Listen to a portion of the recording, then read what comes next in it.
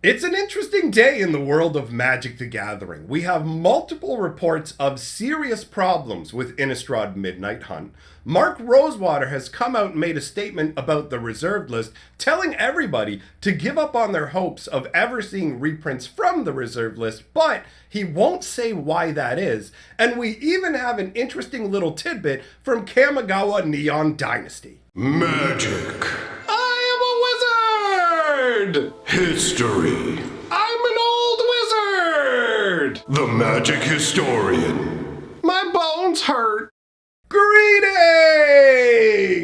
Owners of fine luxury cardboard rectangles, my friends, I hope the day finds you well because we have gathered for another installment of Mega Magic News! I do love saying that. So, my friends, before we dive into today's news, I just want to reiterate that there's a brand new lore video about Wrenn and Six and Teferi available over on my Fantasy Geographic channel. This is Innistrad Midnight Hunt lore, and it is good time. So, I'll leave a link to it up on the screen at the end of the video. So, let us dive in. What subjects do we have to discuss? We have major production issues with Innistrad Midnight Hunt, some of which I've actually experienced personally. We have Rosewaters' comments on the reserve list, which was the flavor of yesterday over on Blogatog. And we have, as I mentioned, a fun little tidbit from Kamigawa Neon Dynasty that we're going to leave off to end the video. It shall be our delicious little dessert. All right, so the first item on the list is the production issues with Innistrad Midnight Hunt. Now, when it comes to booster boxes, both draft and set booster boxes, there are serious production issues. Some of you may have already been exposed to them, as I did a live stream where I opened up an entire set booster box live. And I noticed that there were multiple iterations of the exact same card in the same booster. I'm talking about 2 copies of an identical common in the exact same booster pack. Sometimes it was the double face card. One of the biggest offenders for that was Tavern Ruffian. All right, so what seems to be the case spread across a number of people's boxes and openings are that the correlation of the set is wildly off. The way that Magic sets are made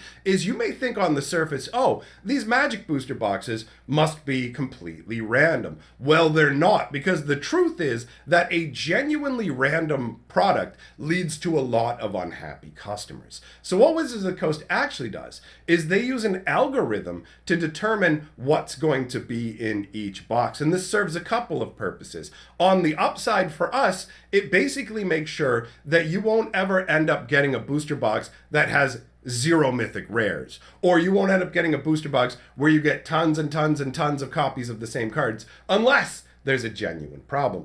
On the dark side of them using the algorithm, it also does allow them to make sure the frequency at which certain cards show up. So they can make it so the more chase mythics and even chase uncommons and things like that show up less frequently in your boxes. So the algorithmic printing is both a blessing and a curse, like a double-edged sword, really. So what happens is every once in a while, things get completely out of whack. And this most likely has to do with the double-faced cards. Wizards of the Coast has run into a number of problems with double-faced cards in the past. Eldritch Moon actually had a printing issue to the point where you could, depending on the box, you could actually map it out and figure out what was in particular booster packs. If you're not aware of it, box mapping was a much bigger thing in the earlier days of Magic, especially around the time of Dragon Maze, Avacyn Restored, all those sort of sets, because there was like a renaissance of box mapping. A ton of people would get together online, put together the box maps, and then apps were actually made that would map out the boxes. And these apps were incredibly accurate. I actually tried them on a number of different booster boxes because I wasn't a believer until my buddy came over and was like, I got this app on my phone, check it out. And he just started shot calling. Basically what happens is you open like around 8 packs out of the box so that the software can kind of calibrate itself. And from that point on, it can tell you what's in that pack, what's in that pack, what's in this pack. There's a whole bunch of historical box mapping information available online, and I do believe that box mapping still happens, but now it's no longer a public affair where anybody can get in on it. I think there is a group of Magic players that have huge resources that buy a ton of boxes, open their boxes, and create these maps. Now, I know it does sound a little bit, ooh, tinfoil hatty, but I genuinely think that's happening out there. So, to return, since I'm getting a little off on the side here, basically what's happened is they've messed up the box sorting coalition algorithm somehow, and it's causing massive problems. The craziest one, there was a Reddit posting where somebody was lamenting, and understandably so, that literally 50% of the cards in their box were duplicates. Basically, they kept getting the same copies of commons over and over and over. Now, I don't know how familiar you are with opening up boxes, but normally you're not going to see more than 5 or 6 of a particular common, and you're not even guaranteed to get a playset of every common when you open a box. And Innistrad Midnight Hunt is a little bit smaller than a normal size Magic set, but still, the report that was given by this guy basically said 50% of the cards from the box were the same 10 common cards, and from one draft booster box, he got 26 copies of Bird Admirer. 26 copies out of 36 boosters, which means either almost every booster is coughing up the exact same common, or you have boosters where you're literally getting multiple copies of it. And even if you were getting 2 Bird Admirers per pack that had a Bird Admirer in it, to get 26, that would still have to be 13 packs, which is more than a third of your box having 2 copies of the same common. And like I said, I genuinely encountered this issue myself when I was opening a set booster box where I had multiple packs with multiple copies. The most obvious to me was Tavern Ruffian because they were pretty much right beside each other, but I think there were other ones as well. Either way, this seems to be a fairly widespread problem that is affecting both set boosters and draft booster boxes. The question remains how many waves of the set they're going to be printing, so it may be corrected in future printings, but there also have been reports of boxes with absolutely no rares in them or no mythics. Like, it actually does, what we have right now actually feels more like what true random would be like, where you can be like, my box had no rares, my box had no mythics, my box had 26 copies of the same common. So in a way, it helps to illustrate how important it is for Wizards of the Coast to have an algorithm for collation, right? Because when things function properly, you don't run into this. Under normal circumstances, probably the biggest complaint you could make about card collation, aside from the track printing, making sure you don't get particular rares too often or whatever, is that when it comes to set boosters, because set boosters are done in a thematic fashion, there are certain commons or uncommons that can be printed far less because they just don't fit into a particular theme. Like Clever Lumimancer, for example, barely showed up in any set boosters because it didn't easily tie into any of the themes that Wizards of the Coast had created. So that covers the first news point on our bulletin here. The next point is talking about Mark Rosewater and the reserved list. So the first thing that happened, because it's based on 2 different posts, the first thing that happened was somebody asking Mark Rosewater, how is the progress coming on reprinting stuff from the reserve list? What kind of progress are you making? And Mark Rosewater responded, I spent years trying. I don't think it's going away. So basically he's like, dude, I've been trying for years to get rid of the reserve list, and I don't believe it's going away. But obviously, since we are voracious fiends for more info about Magic the Gathering and understanding things and answering a question usually just means there's going to be more follow-up questions, because admittedly just saying I've tried for years, I don't think it's going away, it's an answer, but it's not a meaty answer. So somebody asked him, basically quoting him, I spent years trying, I don't think it's going away. And then the question is, are there any actions that we as players could take to help change minds and get the reserve list abolished? Now, this is a very reasonable and respectable way to put it forth. It's literally just saying, like, is there anything we can do to help you in your mission of bringing cards back from the reserve list, right? So what can we do? And Mark Rosewater response was, I can't go into details, but I think you will all be mentally happier if you accept that it's not going to change. This, to me, comes across as very strong wording, right? Now, Rosewater clearly has his hands tied by one of two scenarios. These are obviously just my opinions because we can't see the inner workings of the company. We can only go off of what we're seeing from the outside. So it could be that Rosewater has literally signed an NDA specifically about this subject matter. So if you're not familiar, an NDA is literally called a non-disclosure agreement.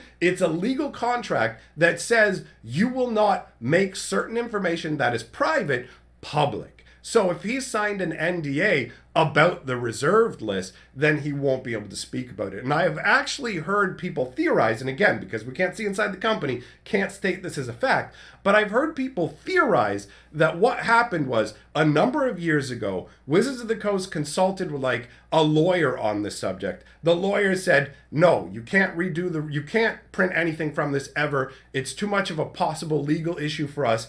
Everybody needs to keep their mouth shut. In fact, have everybody at the company sign an NDA specifically saying they will not address the reserve list in any meaningful capacity or give out this like inside information kind of setup. So it could be an NDA, could be that level of restriction, or it could be a more milder but still definitely firm enough restriction in that the higher ups at Wizards of the Coast have simply said, look, we're not changing the reserve list. Here are the reasons we're not bringing the reserve list back. And they say them behind closed doors. It's like, first of all, we're not dealing with any more lawsuits because Hasbro has been getting freaked out about all the lawsuits. Because Wizards of the Coast has dealt with a lot of lawsuits recently. They end up having their judges sue them. It's like, oh my, these people who are volunteering for free are suing us now. And then you have the players who are like scrambling to buy booster boxes like the Mythic boxes. That ended up in a class action lawsuit with a ton of people getting on board because Wizards of the Coast accidentally told like 50,000 people they could buy a box when they only made 12,000. And so there's all this loss of market value. Now, I don't know how well that lawsuit is going to play out, but ultimately each of these lawsuits cost money. Wizards of the Coast has to have lawyers cover this stuff, and Hasbro's going to be breathing down the neck going, bro, what's with all the lawsuits? So the higher ups could be like, first of all, we don't want any more lawsuits. Secondly, the game has a certain level of prestige that comes from having these expensive, impossible to get cards. Thirdly, we've run the numbers and it wouldn't actually be as profitable as people think to go against the reserve list. But regardless of the reasons, and these are just ones I've made up, you know, I'm not saying that's what they're saying, but they could. Regardless of the reasons. Doesn't matter if the guy in charge is like, you know what, man, we're not doing the reserve list because I hate Magic players and I know it would make them happy. I mean, that's definitely not going to be the one, but even if that was the reason, they would go to Rosewater and be like, bro, you don't say a thing. Do not speak of this. And if he did, he'd lose his job, right? In the NDA situation, he could be facing some serious legal consequences. In the non-NDA situation, you end up where he could just, boom, lose the best job he's ever had, right? Like, where is he going to go and find another job where he has the level of prestige he has now? He is one of the most recognizable faces associated with Magic the Gathering. And he goes and gives speeches and stuff. Like, being a part of Magic is clearly a big deal for him, which is cool because at the beginning, when he maneuvered his way into Wizards of the Coast, he just started out as a mega fan of Magic. So kudos to him for being able to make it up there and also take all the hammering that people give him verbally, because people rightfully blame him for stuff that he has done wrong, but then wrongfully blame him for other things he has no control of. People think Mark Rosewater has a lot of power at Wizards of the Coast and a lot of influence. And in some ways, he does have influence. But ultimately, when it comes to the higher-ups, they give him his marching orders, and he marches. So this comes across as a scenario where it's like, bro, I've been trying to get this stuff Like, bring these reserve list cards back for years. It's never going to happen. I can't tell you why. I genuinely think you're going to be happier if you just give up on it. It's literally, it's like Mark Rosewater is your husband, and you're like, we've lost our child in the woods, and he's like, I've been looking for the kid in the woods for like 10 years, Becky. He's dead. Bears ate him, but I can't tell you that part. So I think you'd just be happier if you accept that he's moved on to a different part and he's living somewhere. You know what I mean? It's that kind of a mentality, if you get the analogy, where he's like, I can't tell you the truth, Becky. The bears ate our baby, but Becky, I can't tell you. Anyhow, since we've covered these elements, let us end off with the Kamigawa tidbit that I promised you. On the screen, you're going to see a playmat that will be coming out for Kamigawa Neon Dynasty. And it's pretty wild looking. You can see these Oni, like ogre kind of samurais. And notice that the samurai in the front that's breathing out these smoky vapors, the top of his helmet actually is the top half of the planeswalker symbol, right? It's pretty obvious when you notice it, but this is colorful and weird, and honestly, I'll admit, I don't know how to feel about Kamigawa Neon Dynasty looking at this. Is it going to be amazing? Is it going to be wacky? We won't have to wait too long to find out. So as I said, I'll put a link to the new lore video here up on the screen, as well as a link to yesterday's news, in case you haven't seen it. Thanks for coming by, my friends. Big shout out to my patrons. See you all next time.